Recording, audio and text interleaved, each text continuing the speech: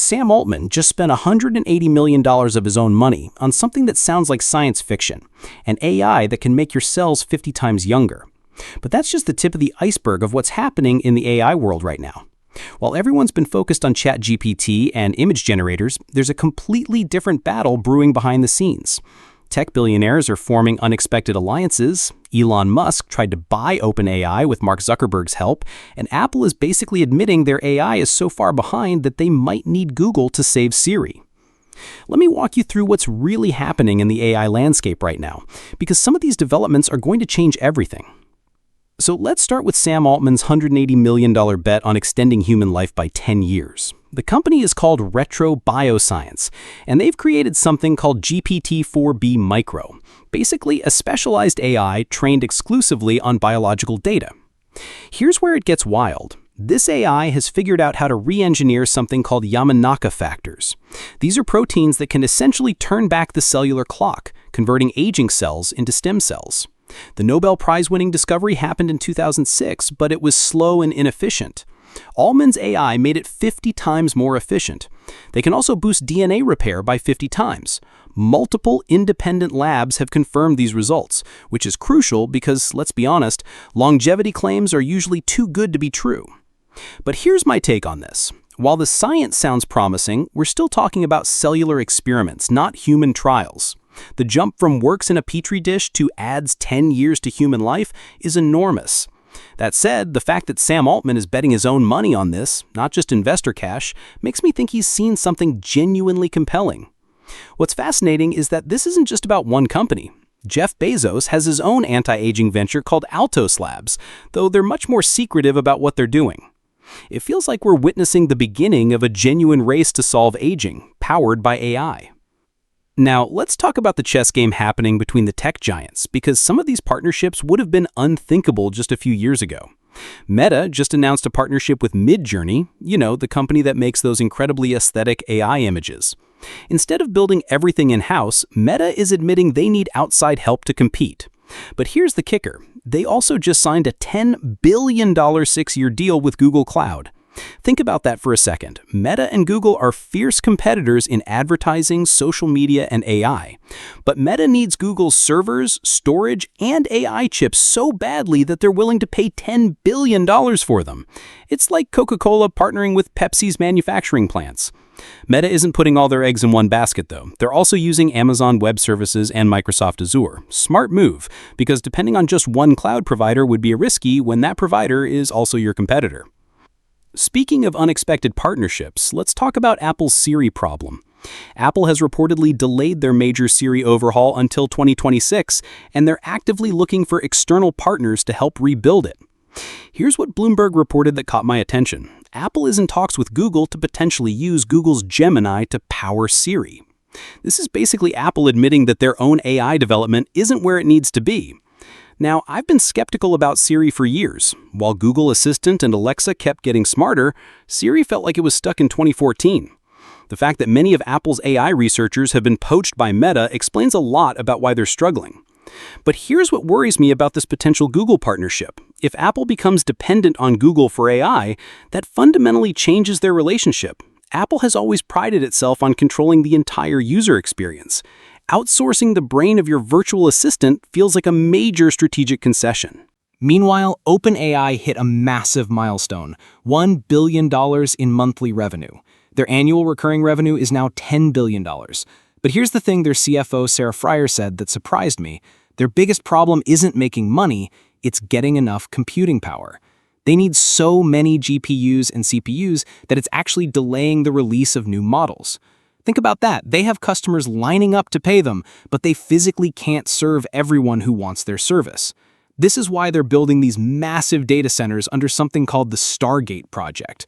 They're partnering with Oracle and SoftBank, aiming for 5 gigawatts of computing power.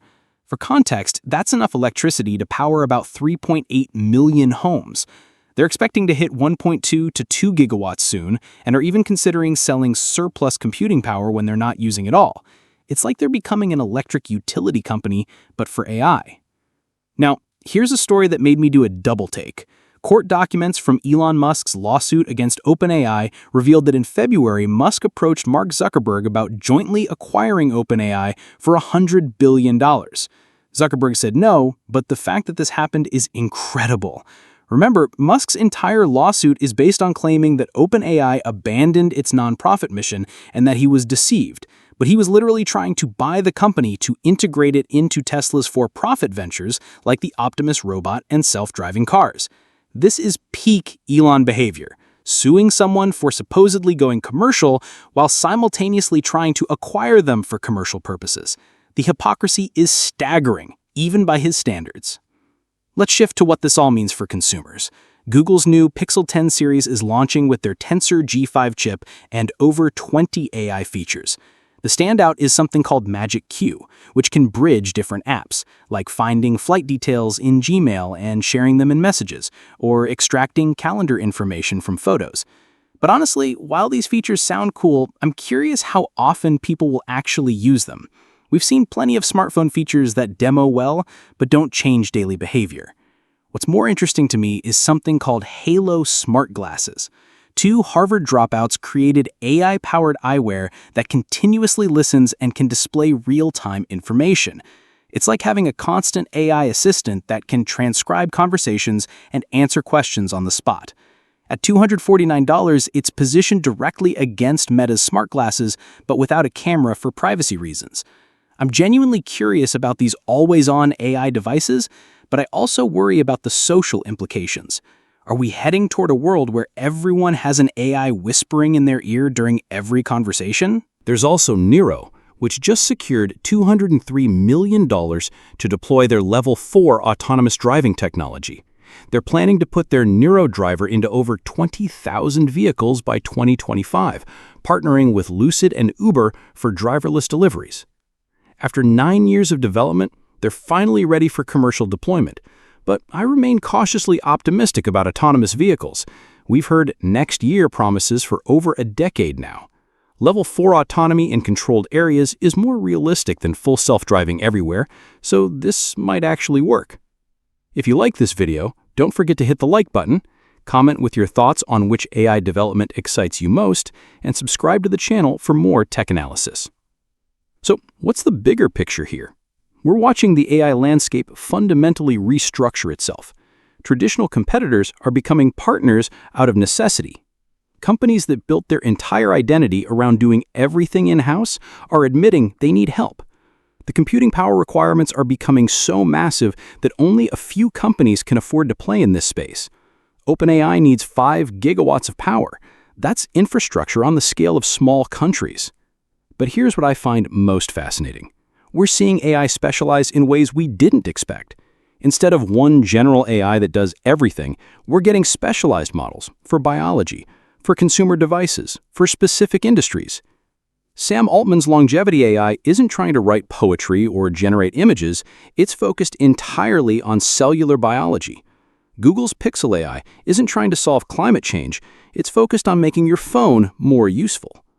Looking ahead, I think we're going to see more of these specialized partnerships and more acknowledgement from big tech that they can't do everything alone. The days of purely vertical integration are ending because the AI space is just too complex and resource-intensive. The longevity research is the wild card. If Sam Altman's bet pays off, if we actually can reverse cellular aging at scale, that changes everything. Not just for individuals, but for society, economics, everything. But I want to be clear, we're still years away from knowing if these cellular breakthroughs translate to actual human longevity gains. The history of anti-aging research is littered with promising early results that didn't pan out in humans. Conclusion. What strikes me most about all of this is how quickly the landscape is shifting. Companies that seemed untouchable just 2 years ago are scrambling to find partners. Technologies that sounded like science fiction are entering commercial deployment. The AI revolution isn't just about chatbots and image generators anymore. It's about fundamental changes to how we age, how companies work together, and how computing infrastructure gets built.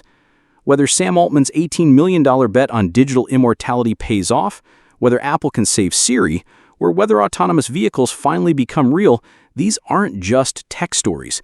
They're stories about how the next decade of human life might look completely different from anything we've experienced before. And honestly, that's both exciting and a little terrifying. But if history has taught us anything, it's that the most transformative technologies often start with someone taking a crazy bet that sounds too good to be true.